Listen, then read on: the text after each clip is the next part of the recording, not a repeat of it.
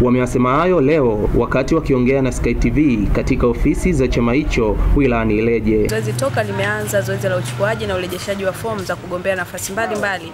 Nimshukuru sana Mwenyezi Mungu kwani wanachama wengi wameamka na wameweza kuchukua fomu kwa nafasi mbalimbali. Zikiwemo nafasi za ubunge tumeona vijana wengi wamejitokeza, lakini kwa nafasi za udiwani tumeona vijana wengi wamejitokeza kwenye nafasi za udiwani ngazi ya kata, lakini viti maalum vile vile mabinti wengi wameweza kujitokeza kuonesha nia kwamba wana uwezo wa kuongoza kupitia. Sasa mimi niombe tu viongozi wetu ambao watakuwa ni sehemu ya vikao vya maamuzi wakafanye maamuzi bila upendeleo.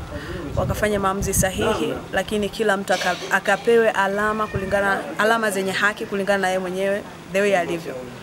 Isije kaleta sintofahamu kwamba pengine ionyeshe malalamiko kwa watu wengine, kwa sababu wanachama ndo sisi na wanachama waliojitokeza kuomba nafasi ni wanachama wa CCM. Kwa wakaangalie wanachama ambao ni wenye uwezo lakini pia wenye kukubalika na wananchi. Ninachohitaji au ninachowaomba viongozi ambao wanaenda kufanya maamuzi, wakafanya maamuzi yaliyo sahihi, wakaangalie pia uwiano wa watu hususan kanda zetu hizi au wilaya yetu ya Ileje, kuna kanda ya Burambe na Bundari. Kwa hiyo wakaangalia hata uwiano pia wa matokeo. Pia aliyekuwa mbunge wa viti maalum kupitia chama cha Demokrasia na Maendeleo Chadema, Stella Fiao, amechukua fomu za kugombea ubunge katika jimbo la Ileje kupitia Chama cha Mapinduzi. Nimefika hapa kwenye ofisi za wilaya Chama cha Mapinduzi.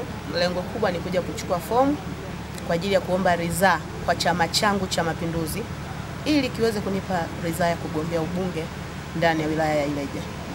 Na nimekuja hapa kwa sababu najua ninaweza, nafasi hiyo ninaiweza.